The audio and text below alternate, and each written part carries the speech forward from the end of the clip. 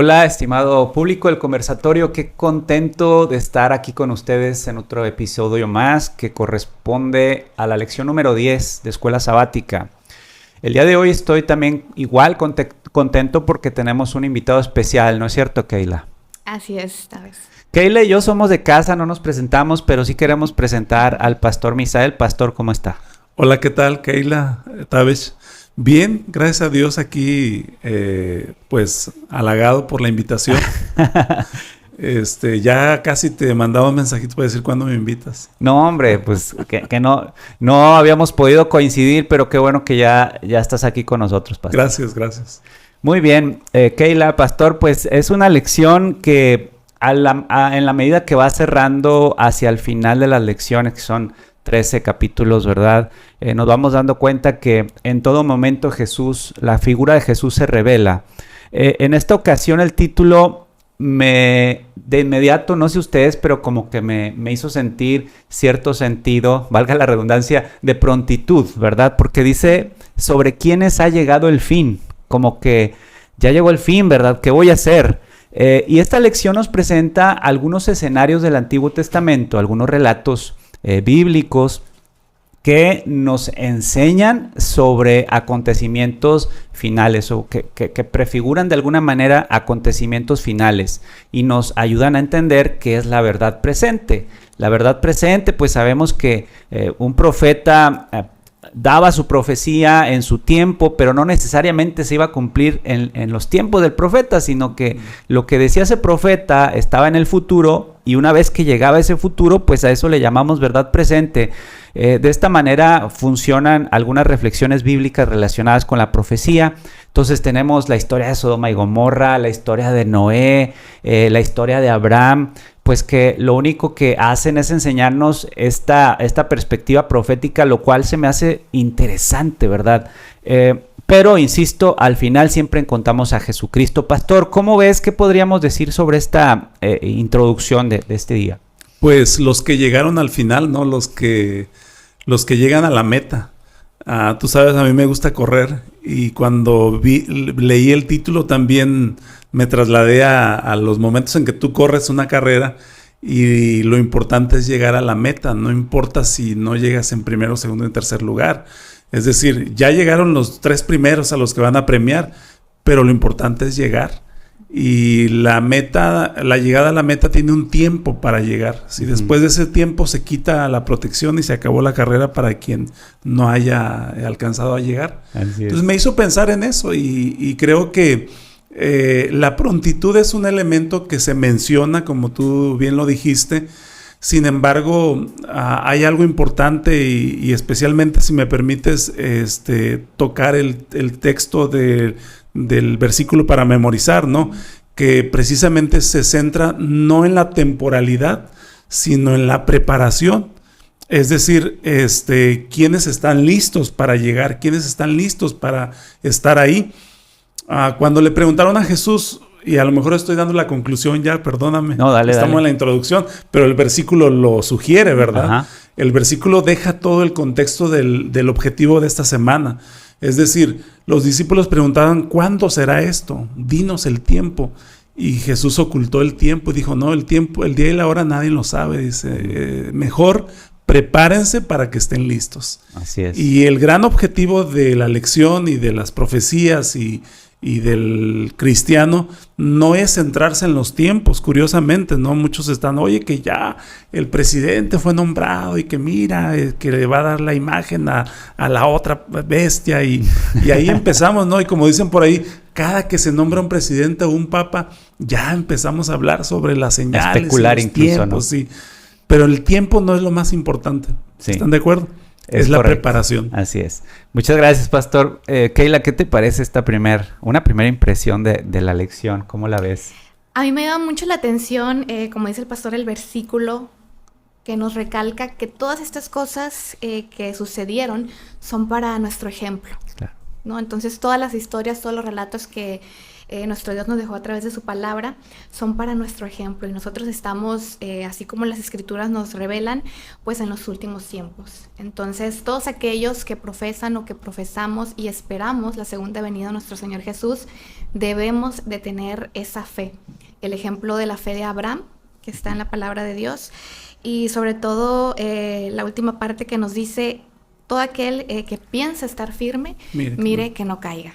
Entonces debemos de tener siempre presente este versículo, estas palabras, que todos los acontecimientos es por algo. Entonces Dios nos los ha dejado para que nosotros comprendamos lo que ocurrió y lo que está por ocurrir. Qué importante es la palabra tiempo.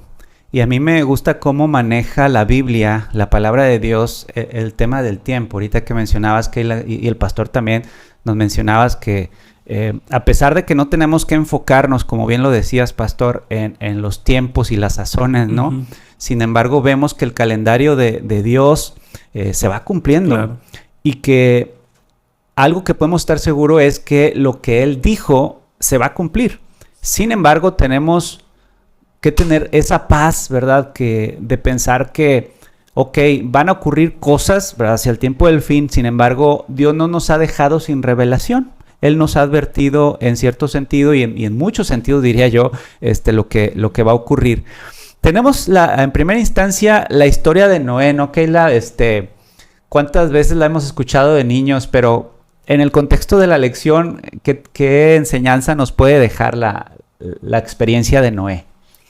Híjole, la verdad es que pues la historia de Noé, la situación que ocurrió, ese acontecimiento tan grande que Dios lo declara en la Biblia, que fue el diluvio, es un ejemplo para todos nosotros, porque la misma Biblia nos declara como en los días de Noé, así también va a ser la venida del Hijo de Dios, ¿no? Entonces, en el tiempo de Noé, Dios advirtió a la humanidad que iba a ocurrir un diluvio, una catástrofe, algo que nunca había ocurrido. Entonces, todos esos años que Noé advirtió a las personas para que se salvaran, nos deja a nosotros hoy en la actualidad que los acontecimientos que están ocurriendo ahorita son muy similares a ese tiempo, ¿no? Como nosotros somos pues llamados a hablarle a las personas que va a regresar Jesús. Aunque se burlen de nosotros, aunque ¿no? se burlen como de en la nosotros, historia de Noé. Exactamente, y la realidad es que ahorita la gente, para empezar, no cree que existió un diluvio. La mayoría de las personas no creen. Lo ven como, ay, eso es mentira, ¿no? Fantasía. Cuando hay tantas evidencias que sí ocurrió un diluvio. Uh-huh. Entonces, hoy en día las personas no creen y es lo mismo. Entonces, está ocurriendo lo mismo que ocurrió en ese tiempo. Ahora la gente es llamada a entender que Jesús va a regresar y que aún es tiempo de salvarse. Porque si no escuchamos la voz de Dios, pues nos va a ocurrir lo mismo que a las personas que murieron en el diluvio. No creyeron, Noé trató de explicarles y aún así no lo creyeron hasta que vieron el diluvio. Uh-huh. Entonces no se trata de ver las evidencias, sino creer, o sea, tener esa fe que va a ocurrir. Es el ejercicio de la fe, ¿no? Y para un pastor, qué frustrante ha de ser hablar durante más de un siglo y solamente que se convirtieron 8 personas que entraron al arca. Sí. ¿Cómo ves, pastor, la historia? Sí, no, esos 120 años pudieran pues sonar como fracaso, ¿no? Lo decía la lección. Un fracaso aparente porque pues en los tiempos modernos nos gusta ver resultados, nos gusta ver, y el tema que Noé estaba manejando de arrepiéntanse, de va a venir un diluvio, se acerca el fin, pues era un tema que no le interesaba a las personas en aquel tiempo, ¿no? Y me llama la atención 2 palabras que usamos en el texto para memorizar también, todavía ando por allá dando vueltas. Cuando dice que esas cosas fueron escritas para nuestro ejemplo. Yo creo que Dios utiliza primero el ejemplo, es decir, el modelo, ¿sí? De personas honestas, de personas sinceras, de personas rectas delante de los ojos de Dios. Y eso impacta la vida de los demás. Sí, impacta definitivamente. Yo creo que todos hemos sido impactados por personas que han sido nuestro modelo, nuestro ejemplo, cuando fuimos chiquillos, cuando fuimos grandes, hoy que somos más grandes. Seguimos teniendo personas que nos modelan, pero cuando el modelo o el ejemplo no impacta en la vida de las personas, pues viene la advertencia, como dice el versículo, ¿no? Primero habló del ejemplo y luego habló como advertencia. Entonces, Noé fue fiel en cumplir con ser un modelo, un ejemplo de la vida que llevó delante de los ojos de Dios. Recuerden que la Biblia habla acerca de que él era recto delante de los ojos de Dios. Porque a veces la rectitud delante de los ojos de Dios no puede coincidir con la rectitud delante de los hombres, ¿no? Puede ser dispar. Entonces Noé cumplió, fue un ejemplo, pero llegó el momento en que comenzó a dar la advertencia, ¿verdad? Y la advertencia suena un poquito más difícil, ¿no? Claro, sí. Suena un poquito más complicado. A veces no nos gusta que nos adviertan porque sentimos que nos están amenazando, que nos están coercionando a tomar una decisión contra lo que nosotros creemos y somos. Entonces Noé vivió todo eso y Noé enfrentó pues con su familia y con lealtad el mensaje que Dios tenía para el pueblo de aquel tiempo. Y definitivamente, como tú dices, nos centramos en reconocer que aparentemente fue un fracaso, ¿no? ¿Por qué tantas miles de personas tuvieron que morir, tuvieron que fallecer, si Dios vivió el proceso completo de quererlos salvar? Así es. Entonces llegamos a la conclusión de que se perdieron intencionalmente. Utilizo la palabra que usaba la lección, ¿no? Ellos ignoraron intencionalmente. Como lo dice Pedro, ¿no? Sí, pero se perdieron intencionalmente. Y esto es algo ya más grave, ¿no? Claro, entonces vemos ahí en la historia de Noé que está, como bien dices, el ejemplo y luego la advertencia, Sí. pero después el juicio. Claro. Vienen los juicios de Dios, ¿no? Porque en esta época pareciera ser que nos gusta mucho concentrarnos en el amor y la misericordia. Sin Sí. embargo, Jesús, Dios, ¿verdad? A través de su Hijo Jesucristo, trabajan en consonancia para que en algún momento darnos la certeza de que este mundo va a ser limpiado del pecado, y para que eso ocurra tiene que venir un juicio, ¿verdad? Sí. Más adelante vamos a hablar de la ira del Cordero. Y fíjate que te interrumpo, a mí me gusta una frase que dicen: prefiero pecar por el lado de la misericordia que de la justicia. Porque a lo mejor como seres humanos estamos llamados a tener misericordia. En Dios radica la justicia. Pero mientras estudiaba esta lección, y más adelante lo vamos a tratar, creo, me llamó el tema de cómo Dios aplica la justicia. Y la justicia es una realidad. La justicia es algo que todos buscamos incluso, ¿no? Todos queremos que se nos haga justicia. Y finalmente, después de la advertencia, Vienen los juicios de Dios. Vienen los juicios. Claro que sí, y pues tenemos en la historia de Noé que la puerta no quedó siempre abierta, ¿verdad? La puerta se cerró, y el tiempo de gracia para los de esa época, pues terminó, ¿no? Y luego vemos el desenlace de la historia.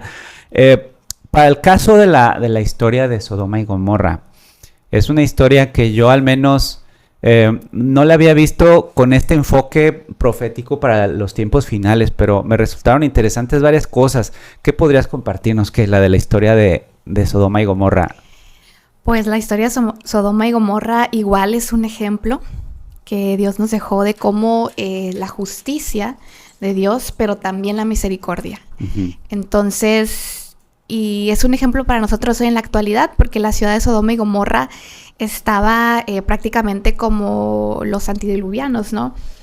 Cómo estaba la situación en esa ciudad, el pecado que abundaba, y aún así Dios, cuando habló con Abraham y le comentó que iba a destruirla porque prácticamente estaba completamente llena de pecado.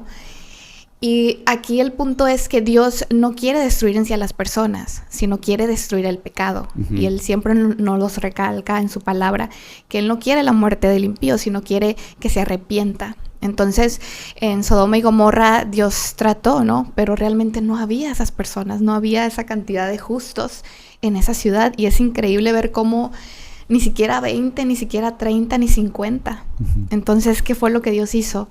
Pues entonces tristemente destruirla. Y aún así, Lot, que se salvó con sus hijas y su esposa, a pesar de que ellas huyeron, o sea, su corazón ni siquiera estaba convencido, vaya, de dejar esa ciudad, porque la esposa de Lot se convirtió en sal, nos dice la historia, porque su corazón aún estaba en la ciudad. Entonces yo esta historia la veo más que nada como un ejemplo siempre para la actualidad. ¿Cómo estamos viviendo nosotros ahorita? ¿En dónde está nuestro corazón? Si Dios nos está advirtiendo que nuestra mente esté en las cosas del cielo, que Él está próximo a regresar, ¿realmente nosotros estamos convencidos de que queremos ir al cielo? ¿O todas las personas que nos ven realmente están convencidos de que quieren conocer a Jesús, que quieren ir al cielo? ¿O mejor prefieren pues quedarse aquí, o sea, morir, quedarse su corazón, su mente, todo en la tierra, y quedarse como estas personas que murieron? Porque en realidad ocurrió, y la Biblia y la palabra de Dios nos los declara. Esto ocurrió y fue real, y va a volver a ocurrir, que es lo que más me impresiona, que va a volver a ocurrir. Y las personas y todos, ¿qué estamos haciendo, no?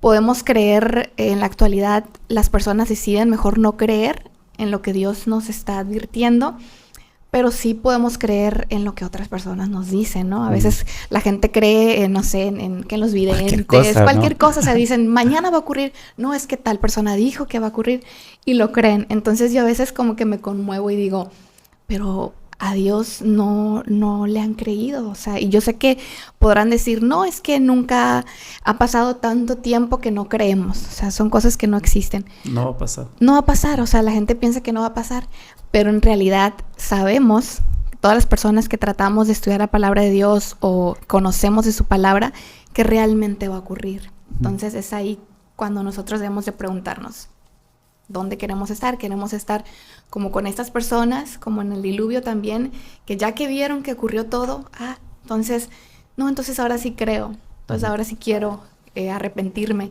Pero no se trata de eso, se trata de la fe, o sea, de la fe que Dios quiere advertirnos y decirnos, confía en mí, va a ocurrir esto, arrepiéntete. Entonces, más que nada es el mensaje que nos deja también la destrucción de Sodoma y de Gomorra. Sí, y cómo es Dios que también dentro de una escena de juicios, de ira, también hay una historia de misericordia, como bien decías, Keila, y de advertencia, ¿no, pastor? Uh-huh.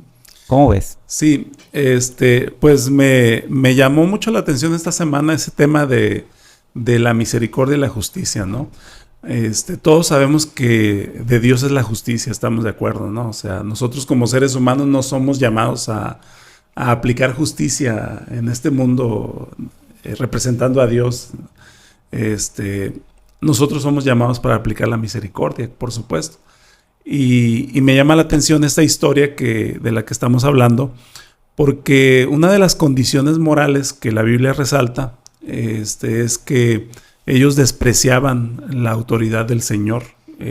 Parte de la decadencia moral, de la decadencia del pueblo antediluviano, pues era que despreciaban, justo como lo decías, ¿no? O sea, decían, hombre, eso no va a pasar, ¿cómo va a ser posible? Es ilógico que eso suceda, ¿no? Entonces comenzaron a despreciar lo que Noé con tanto esfuerzo hacía, ¿no? Lo que sucedió en Sodoma y Gomorra, pues también es la misma condición, ¿no?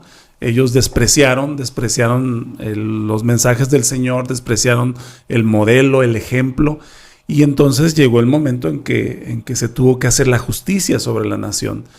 Me llama la atención que los textos bíblicos dicen que el castigo sobre Sodoma y Gomorra fue una advertencia para todos.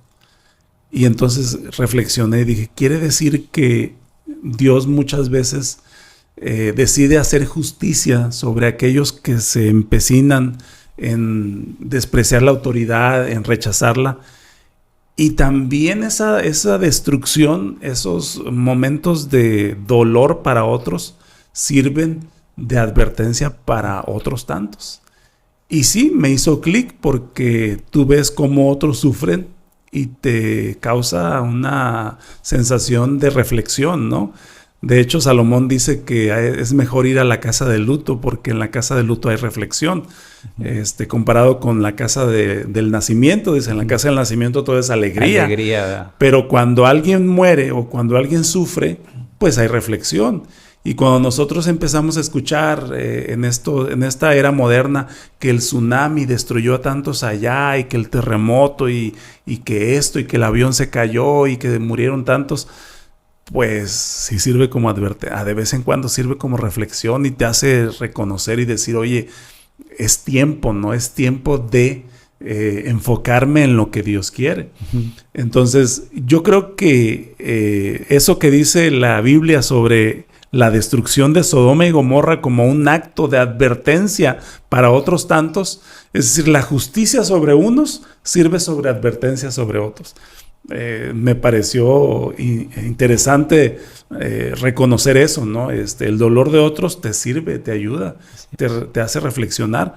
Y ese diálogo que encontramos entre Abraham y Dios acerca de cuántos podrían ayudarnos a tener misericordia, ¿no? Finalmente, pues Dios termina diciendo, sí, con 20, con 10 que encuentre voy a ser misericordioso, no pasa nada. Pero el momento en que tenga que aplicar la justicia, la voy a aplicar. Así es. Y ese es el tema principal, ¿no?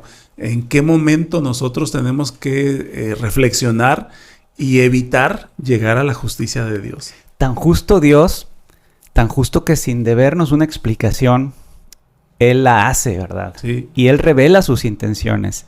Y como dice el profeta Amós, que Él nada hace sin que revele a través de sus siervos los profetas. Pero también llama mi atención que en esta historia de Abraham, a pesar, insisto, de que Abraham, nosotros estamos representados en el Padre Abraham, no merecemos saber lo que va a hacer Dios, porque ¿quiénes somos nosotros para pedirle cuentas a Dios? Sí. Sin embargo, Dios misericordioso, ¿verdad? Que en los contextos de juicio que habla la Biblia, Él advertía, pero Él también explicaba y revelaba. Entonces, tomando como ejemplo la historia de Abraham, llama mi atención también que está hablando de un contexto de juicio y está hablando también de que Dios decide informar a Abraham y decide también revelar su carácter y revelar sus intenciones. Pareciera ser que le está dando cuentas a Abraham. No es que le esté dando cuentas, sino que en su amor Él desea que tanto los seres celestiales, los ángeles, como los seres de otros planetas que no han caído, como sus hijos también, veamos, ¿verdad?, que Él es justo y misericordioso y que sus juicios son justos. En ese sentido, ¿qué podemos aprender de este ejercicio de juicio? No sé, Keila, pastor, ¿quién quiera tomar la palabra? Yo quiero nada más dejar... lo que aprendí más que nada es cómo el amor de Dios, como dice esta vez, es tan grande, es misericordioso y justo también. O sea, no nada más es decir, a ver, voy a destruir, porque muchos de los que nos ven pueden decir, no, es que Dios quiere destruir. Dios va a destruir, pero primero nos advierte porque no quiere. O sea, realmente lo que Dios quiere es que nos salvemos. O sea, es justo, pero también su misericordia es tan grande que abarca toda la humanidad. En sí lo que Dios quiere es que nosotros podamos creer en Él, que podamos arrepentirnos y obedecer su palabra, ¿no? Entonces, Dios por eso en todas estas historias que nos ha dejado como evidencia, que fue lo que ocurrió, es que todas estas personas no quisieron creer en Dios. Tuvieron muchísimas evidencias y no quisieron creer en Dios, se corrompieron. Y nos relata que en la actualidad está ocurriendo lo mismo. No podemos decir va a ocurrir, sino que ya está ocurriendo. Entonces podemos entender qué es lo que está ocurriendo, lo mismo que ocurrió en aquellos tiempos. Entonces, qué importante es, y para todos los que nos están viendo, que todavía todos ustedes tienen una oportunidad. Aún tenemos esa oportunidad. Si las otras personas de hace miles de años no la tuvieron, nosotros sí la tenemos en este tiempo. Entonces eso es como que la oportunidad tan grande y el amor de Dios que nos da, que nos dice, a ver, voy a destruir otra vez la tierra, ya por última vez, que en esta ocasión pues va a ser con fuego, pero te estoy advirtiendo, o sea, regrésate a mí, escúchame, cree en mí y arrepiéntete, porque si no vas a ser consumido igual que las demás personas. Entonces el amor de Dios, la justicia y el amor de Dios van ligados, ¿no? Dios es justo, pero también es misericordioso, entonces eso es lo bonito del carácter y el amor de Dios. Así es. Pastor, ¿cómo podemos como que comparar o contrastar, o mejor dicho, encontrar paralelismos entre la historia del juicio en torno a Sodoma y Gomorra y el juicio investigador? No sé si tú veas por ahí algo. Sí, solamente déjame regresar a lo que dijiste hace rato. Me encanta la cualidad de Dios al dialogar con Abraham. Es una cualidad de liderazgo bien valorada en estos días, ¿no? Saber dialogar, saber escuchar, a pesar de que es el rey del universo, ¿no? Dios se pone a dialogar. Que no le debe explicaciones a nadie. No le debe explicaciones, tú lo dijiste, o sea, cuando lo dijiste me desperté y dije, sí, es cierto. ¿Por qué tenía que explicarle? ¿Por qué tenía que bajarse a dialogar con él? A negociar, oye, menos, y perdóname, pero bájale menos. Una habilidad de liderazgo, saber escuchar, saber dialogar. Excelente, a mí me encantó eso. Lo otro, el paralelismo. Pues ahora sí que las historias están bien didácticas, ¿no? O sea, entendemos el paralelismo de lo que vendrá en el juicio final, ¿no? Aún en el momento del tiempo del fin, el Señor va a dar 1000 años para poder comprobar sus acciones y por qué las tomó, ¿no?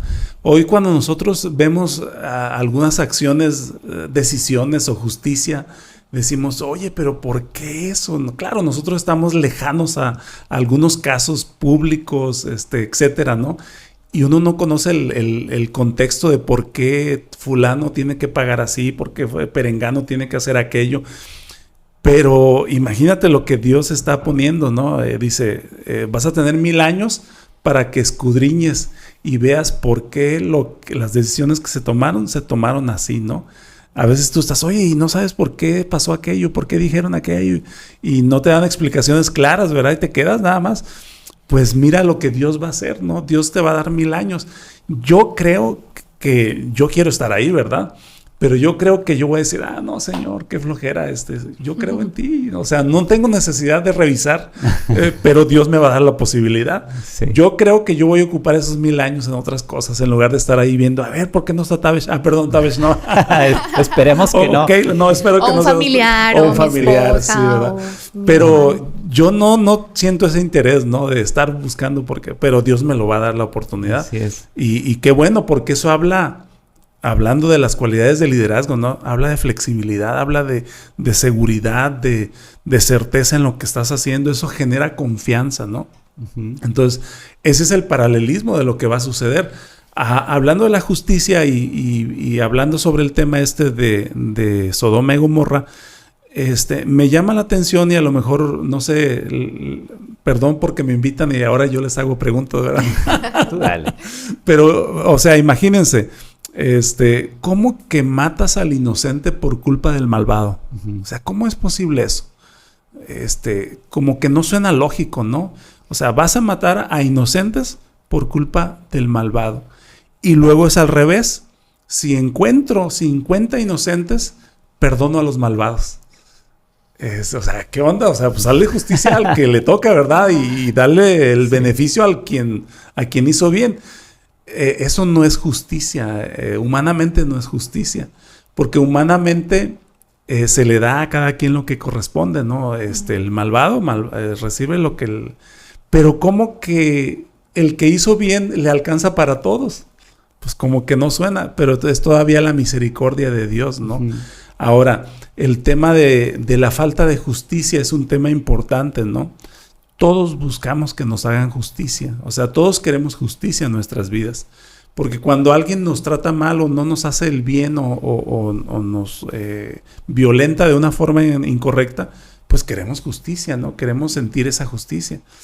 Pues esa justicia es solamente de Dios. No sé ustedes qué piensan sobre eso. No, pues sí, es misericordia, ¿no? Y creo que por más que querramos profundizar en la mente de Dios, llega a cierto límite de nuestra comprensión, y son de las cosas que yo estoy seguro que vamos a descubrir cuando estemos en el cielo y le podamos preguntar a Él directamente, pero es un ejercicio de misericordia que también nos deja allí para que nosotros podamos ver. Y si Él nos perdonó, y si Él ha perdonado pueblos, ha perdonado naciones, ha perdonado a personas, con crímenes, con pecados tan malos, tan oscuros, nosotros también tenemos que hacer lo mismo. Ser aquellos que son dispuestos a perdonar a las personas, correcto, ¿verdad? Y este es un ejemplo que puedo recoger. Lo otro es que en torno a este ejemplo, ya para cerrar la historia, a mí me gustó muchísimo la pedagogía de Dios, en donde Él explica a través de la historia de Abraham una pequeña sinécdoque de lo que va a ocurrir en el futuro. Es decir, son precisamente 3 ángeles. Uno de ellos es Jesucristo, ¿verdad?, que vienen a dar un mensaje de juicio a una ciudad que está por destruirse. Si nos vamos a Apocalipsis 14, podemos encontrar el mensaje de 3 ángeles, claro, de forma simbólica, pero encontramos la figura de 3 mensajeros que su mensaje es precisamente de advertencia porque viene una destrucción global, ¿no? Entonces, este modelo, esta figura se repite muchas veces en el Antiguo Testamento.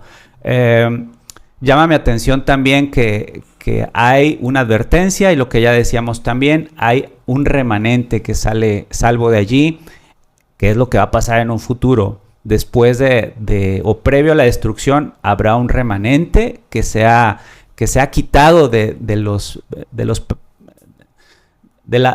ejercicio de la maldad, o que sea quitado de la destrucción, mejor dicho, y va a ser salvo. Entonces, los juicios de Dios, como bien decías, pastor, son para demostrarle al universo que Dios es un Dios justo, ¿no? No tiene la necesidad de demostrarlo, sin embargo, Él quiere hacerlo, ¿no? Ahorita estamos en la etapa del juicio investigador. Yo estoy seguro que ante los seres celestiales, Dios está abriendo toda esta información y está diciendo, miren, a estos que voy a traer a las moradas de celestiales merecen estar acá por esto y por esto y por esto. Uh-huh. Y después la siguiente fase del juicio, el juicio milenario, pues ahora a nosotros nos va a tocar. Y note que dije nosotros, ¿verdad? Porque si me incluyo a nosotros, nos va a tocar estar 1000 años también para ver por qué razón algunas personas, como bien lo decían, van a estar en el cielo, que nosotros tal vez pudiéramos pensar que no lo merecían, o por qué razón algunas personas no están en el cielo y que nosotros pensábamos que sí lo merecían. De esta manera vamos a decir, justos y verdaderos son tus caminos, claro, ¿no? Keila, pues ya estamos aterrizando y estamos cerrando con este tema del juicio, Daniel 7, dice por ejemplo Eclesiastés 12:14, porque Dios traerá toda obra a juicio, juntamente con toda cosa encubierta, sea buena o mala. ¿Qué más podríamos añadir sobre estas reflexiones? A mí, nada más para ir terminando, me encanta la forma en que Dios nos revela lo que Él decide revelarnos, ¿no? Porque realmente Él decide revelarnos lo que Él cree, ¿no? Que es bien para nosotros. Y es el amor tan grande que nos tiene de cómo nos va revelando los acontecimientos tanto pasados como los que están por acontecer. Entonces, es decir, no nos deja a ciegas, vaya, en algo que no sepamos qué va a pasar. O sea, si nada más nos hubiera dejado, voy a regresar, pero nada más nos hubiera dejado eso, pues hubiéramos estado como que pues va a regresar, pero no sabemos de qué forma o qué va a suceder antes de que regrese, como señales, vaya, ¿no? Entonces, yo creo que todas las personas nos gustaría que si ocurre algo, nos digan, ¿sabes qué? El día de mañana va a ocurrir tal cosa en tu ciudad, ¿no? En tu colonia, tu edificio, no sé, algo como cuando de los temblores, ¿no? Que no, es que va a temblar o cosas así. Entonces yo creo que todos se preparan, ¿no? Entonces todos dicen, ay, va a ocurrir esto, mejor, o todas las cosas que han pasado, ¿no? Como la pandemia, o sea, todo ese tipo de cosas que han sido como advertencia y las personas se preparan. Entonces, lo que me llama mucho la atención de Dios es cómo Él hace con la humanidad eso, ¿no? Que nos dice, ¿saben qué? Voy a regresar, pero va a ocurrir esto, va a pasar esto, los tiempos van a estar de esta forma. Pero yo quiero que tú te salves, porque eres mi creación, eres mi hijo. Entonces yo no quiero eliminarte, sino quiero que tú te arrepientas y que vengas conmigo al cielo. Uh-huh. Entonces Dios quiere que, si por Él fuera, que todos estuviéramos con Él en el cielo. Pero lamentablemente el pecado es lo que abunda en esta tierra, ¿no? Entonces, nosotros como humanos somos de tendencia al mal, pero aún así tenemos un abogado, que es Cristo Jesús, y que su espíritu aún está en la tierra. Entonces su espíritu aún está con nosotros. Si en algún punto nosotros escuchamos su voz de arrepentirnos, de reconocer que hemos pecado, pues eso es una buena noticia, ¿no? Que podemos arrepentirnos, tenemos nuestro abogado y encaminarnos a los principios y al amor de Dios para poder encontrarnos con Él. De Así otra es. forma sería pues todo lo contrario. Oye, Keila, y un abogado que nunca pierde un juicio, ¿verdad? Que siempre gana los juicios y no es que diga verdades, él es la verdad. Él es la verdad, amén. Pastor. Sí, entender el tema final del juicio de Dios, pues es algo muy valioso, ¿no? Porque el tema de la misericordia levanta muchos conflictos y muchas preguntas, ¿no? La historia del hijo pródigo con su hermano, viendo cómo este hombre pecador que destruyó, que se gastó, que malvivió, regresa con todas las de la ley, ¿no? Le ponen el mejor vestido, le ponen el becerro gordo, se lo matan, le ponen el anillo. Y entonces dice el otro, ¿qué onda con este? O sea, ¿qué le pasa? ¿Por qué mi papá tiene tanta misericordia con él? El tema de la misericordia siempre va a levantar eso, ¿no? Y cuando uno no está convertido a lo que Dios quiere en nuestras vidas, pues mayormente va a decir, oye, ¿por qué? Si yo hago esto, yo doy esto, yo hago lo otro. Y entonces, pues, en este mundo en el que vivimos, pareciera ser que el mal triunfa sobre el bien, porque la misericordia facilita eso. El tema de por qué los malvados iban a recibir las ventajas de los buenos, pues ese es el tema de la actualidad, ¿no? O sea, porque a ellos les sigues dando misericordia, Señor, mira lo que hicieron, mataron, robaron, violaron, hicieron esto. Y muchos seres humanos somos dados a juzgar eso, ¿no? Oye, pero ¿por qué? Mira. ¿Por qué el sol sale para buenos y para malos? Esa es la misericordia de Dios activa, esa es la realidad. Pero cuando el Señor decida hacer justicia, pues va a demostrar quiénes estuvieron dispuestos a escuchar su voz, quiénes estuvieron dispuestos a dejarse de guiar por su espíritu y aquellos que realmente decidieron ignorarlo, ¿no? Y Dios, yo creo que lo que hace es agotar todas las posibilidades, ¿no? Él hace una y otra. Pues yo tuve niños, ahorita tengo muchachos ya, pero cuando eran niños yo le decía, oye, Misael, ven, y no me escuchaba. Misael, ven, y seguía jugando ahí. Misael, ven, y seguía jugando. Ya después iba con una chancla y sí escuchaba. Entonces yo creo que pasa lo mismo con Dios, ¿no? Dios agota todas las posibilidades. Él no es tan justo como que a la primera te va a hacer justicia, ¿no? Él corre la segunda milla, tercera, cuarta. Pero con el juicio se acabó, ¿sí? Entonces, hoy el Señor nos está llamando y nos está invitando, nos está advirtiendo también. El tiempo se acerca, ¿sí? Y algo de lo que va a suceder en el cielo es que dice que al abrir los libros, pues va a salir todo. Y había una pregunta, dice, o sea, a ver, ¿qué puedes hacer tú pensando en que tu historia va a salir allá? ¿Y qué puedes hacer? Pues lo que puedes hacer ahora es arrepentirte. Así es. Proceder a lo que el Señor quiere. Porque los que se salven, pues no van a tener que pasar por esa vergüenza, ¿no? De que aparezca ahí todos tus errores y todas tus equivocaciones. Como una pantalla. Sí, una pantalla, como dicen por ahí, ¿verdad? Entonces, hoy es el tiempo en que el Señor nos llama al arrepentimiento no para cambiar algo que ya el Señor dijo que nos va a pasar. No, porque tenemos la oportunidad de ser salvos. Y yo creo que hoy el Señor sigue tocando a la puerta de nuestro corazón, como dice Apocalipsis, y llamando, porque Él quiere entrar y Él quiere cambiar y transformar nuestra vida para siempre. Así que, pues, gloria a Dios, porque como tú dijiste, Tavesh, pues estamos aquí porque queremos, ¿verdad? Aún los que están grabando, aún los que están allá, pues están aquí porque queremos ser salvos y porque tenemos la intención. Que nos equivocamos, sí. Que tenemos errores, sí. Y si ves hacia atrás, pues mayormente tú miras y hay cosas en el pasado que probablemente nos equivocamos. Gloria a Dios porque el Señor, a pesar de nuestros errores, nos ofrece limpiar y olvidar para siempre todos esos errores. Amén. Así que pues yo me quedo con eso, ¿no? Con la oportunidad que el Señor me da. Sí, da miedito, como dicen por ahí, ¿verdad? Da miedito lo que viene, lo que pasa, pero me quedo más con la misericordia de Dios todavía, porque el día que yo vaya frente al juicio, sé que está de mi lado. Así es. Qué buen mensaje. Sin embargo, quiero cambiar un poquito la jugada aquí a mis invitados y quisiera cerrar con un último comentario de ambos referente a la ira del Cordero.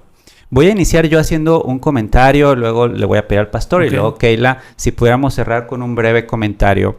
Si se fijan, estoy yendo un poquito para atrás del estudio, pero creo yo que la temática podría servirnos para cerrar nuestras reflexiones.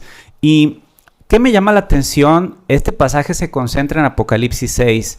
Me llama la atención 2 o 3 cosas. La primera es que en Apocalipsis 6 ya no hay un niño indefenso. Ya no está el niño indefenso que narran los evangelios. Ya no está este niño que estaba vulnerable de Apocalipsis 12. Ahora tenemos a un niño que ya no es niño, ahora es un cordero que es Jesucristo, pero ahora está en una faceta que no siempre le conocemos. Y está hablando de la ira de Jesucristo, la ira del cordero. Y como bien decía Keila, no es que sienta ira para su creación. Él siente ira contra el pecado y necesita destruir el pecado, necesita erradicar el pecado, asignándole el gran problema que este es. Lo siguiente que quisiera resaltar es que si tú lees Apocalipsis 6, vas a encontrar a personas que se están cuestionando si mejor se quitan la vida, si se esconden debajo de las piedras porque están viendo fenómenos en el cielo. Y llama mi atención que ellos no se preguntan qué es lo que está pasando ni quién está haciendo esto, porque da a entender el pasaje que ellos sabían de antemano lo que estaba por ocurrir, no hicieron caso y ahora están sufriendo las consecuencias. Sin embargo, también lo último que quiero comentar para cerrar es que al final del capítulo 6 se pregunta, ¿pero quién podrá estar firme? Insisto en lo que dije y lo que dice el pastor, lo que dijimos, ¿no? De que esperemos que nosotros, si nos toca estar allí en esa situación, podamos estar firmes. Y la respuesta está más adelante en el capítulo 7, que son los 144,000. Estas 3 reflexiones extraigo del capítulo 6 y de la frase la ira del cordero. No sé qué, pastor, podríamos decir una última reflexión para cerrar este episodio. Sí, pues el texto de Apocalipsis 6 habla acerca de ese momento en que los impíos enfrentan el juicio final, ¿no? Y lamentablemente ya no hay vuelta para atrás. Ya ellos están llamados a enfrentar, ¿no? Una vez que estás en el proceso ya, que fuiste capturado, pues difícilmente puedes hacer algo, ¿no? Si está todo contra ti. Y realmente, cuando hace la pregunta, ¿quién podrá resistirlo? Nadie va a poder resistirlo. Ellos intentan esconderse, ellos intentan todavía buscar, porque como siempre el ser humano se defiende, ¿no? El ser humano trata de mover las evidencias y decir que era al revés, que no, que fue así, que fue de esta manera. O sea, hay formas de defenderse todavía, pero en ese momento ya no. En ese momento hay que enfrentar, y ahí es donde será el lloro y el crujir de dientes. Es decir, ese momento ya es irreversible. Y hay cosas que a veces cuando nos toca enfrentar irreversibles, aún aquí en la tierra, pues nos duele mucho, ¿verdad? Qué momento difícil va a ser. Ojalá que nosotros no estemos en ese momento del juicio y que estemos tranquilos en otro lugar esperando a que eso suceda.